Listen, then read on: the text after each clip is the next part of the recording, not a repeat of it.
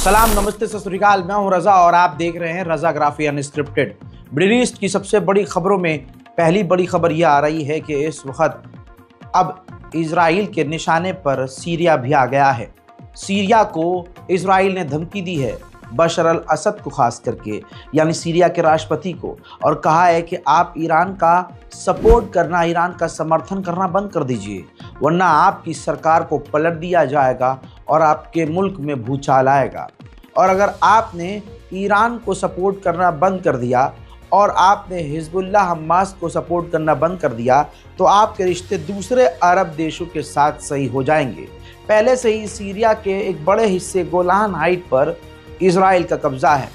Greater Israel में Syria के भी हिस्से आते हैं। जिस तरह से गज़ा और लेबनान का हाल इजराइल ने किया है, साफ दिख रहा है कि अब लेबनान के बाद सीरिया इजराइल के निशाने पर है।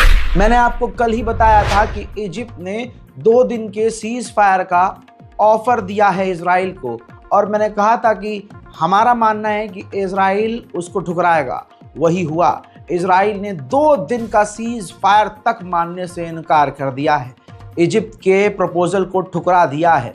इजराइल पिछले 1 साल से हर प्रपोजल को ठुकरा रहा है, फिर भी दुनिया को ये समझ में नहीं आ रहा कि इजराइल सिर्फ और सिर्फ जंग चाहता है।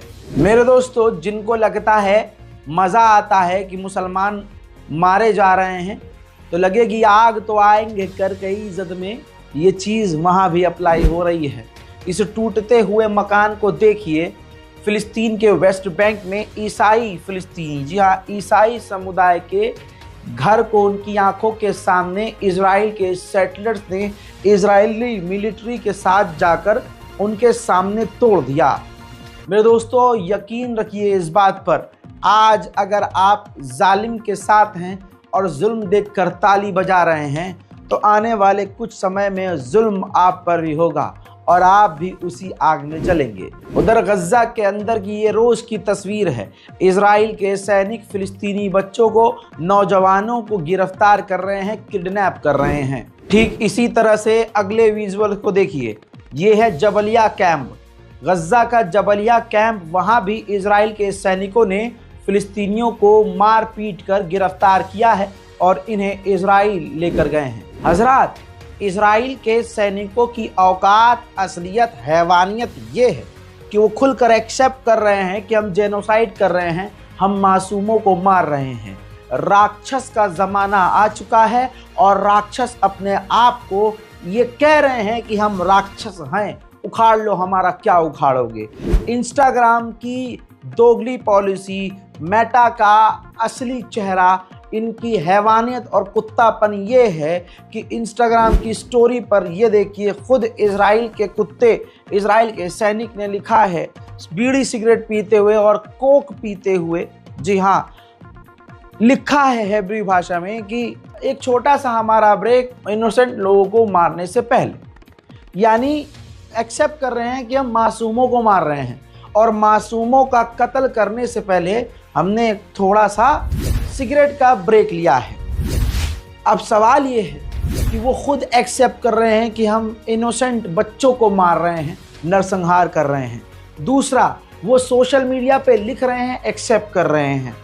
ये वही इंस्टाग्राम है, ये वही स्टोरियां हैं जिन स्टोरियों पर आप अगर फ़िलिस्तीन के लिए लिखते हैं तो सुअर की नस्ल इंस्टाग्राम में बैठे हुए, मेटा में बैठे हुए यहूदी कुत्ते आपके अकाउंट को ब्लॉक करते हैं।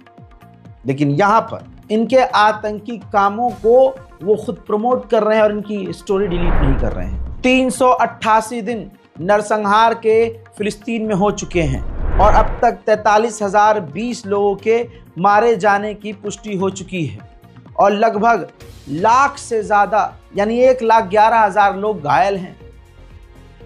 और ये नंबर्स, ये संख्याएं बढ़ती जा रही हैं।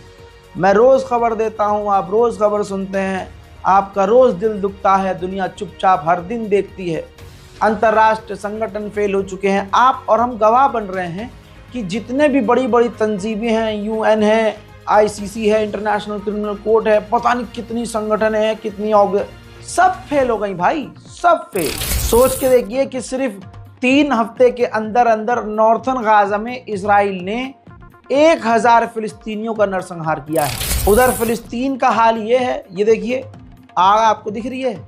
फिलिस्तीनियों के इलाकों में घुसकर इजरायली सेटलर्स ने, इजरायली यहूदियों ने उनके खेतों में आग लगा दी है और ये रोज का काम है, रोज।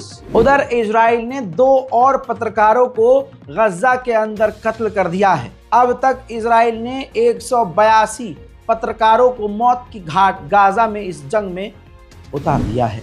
गजा के नॉर्थ हॉस्पिटल के अंदर, जो नॉर्थन गाजा में एक अस्पताल है, उस एक अस्पताल में सिर्फ 1 डॉक्टर बचा है, बाकी तमाम डॉक्टर्स भी इजराइल ने कत्ल कर दिए हैं। कमाल अदवान हॉस्पिटल को जिस तरह से इजराइल ने तबाह किया है, देखिए एम्बुलेंस से लेकर अंदर तक के मशीनरी को, यहाँ तक कि वार्ड को, ऑपरेशन थिएटर को, तमाम बिल्डिंग को इजराइल ने तबाह और बर्बाद कर दिया है। खास कर ये अस्पतालों का हाल कर रहा है ताकि घायल तड़प तड़प कर बिना इलाज के मर जाए। उधर मुसलमानों के लिए बैतुल मुकद्दस को बंद कर दिया गया, लेकिन यहूदी सेटलर्स हर दिन लाखों की तादाद में मस्जिद अल-अक्सा में जा रहे हैं। मेरे दोस्तों, ये फिलिस्तीनी कैदी हैं और इनकी तरह हज़ारों फिलिस्तीनी कैद में हैं इजराइल के। खबर यह है कि इन फिलिस्तीनी कैदी को और दूसरे भी इनके साथियों को जेल के अंदर मार मार कर अधमरा कर दिया गया है। मेरे दोस्तों, इस व्यक्ति को देखिए, ये जो अंग्रेज हैं, ये फिलिस्तीन के हक के लिए बोलता है। ये ऑस्ट्रेलियन एक्टिविस्ट रॉबर्ट मार्टिन है। रॉबर्ट मार्टिन लगातार फिलिस्तीन के हक के लिए बोल रहे थे, जिसके बाद इनको टेलीग्राम पर ब्लॉक कर दिया गया है, टेलीग्राम पर बैन कर दिया गया है। आप समझ रहे हैं, कहते हैं टेलीग्राम रशिया का है। ठीक है, रशिया का है, लेकिन आप इजराइल की पावर ये भी देखिए कि जो टेलीग्राम पर भी बोल रहा है उसको भी बैन किया जा रहा है। फिलहाल की इस रिपोर्ट में इतना ही। इस रिपोर्ट को शेयर कीजिए, चैनल को सब्सक्राइब कीजिए। मैं हूं रजा और आप देख रहे थे रजाग्राफी अनस्क्रिप्टेड। जय हिंद।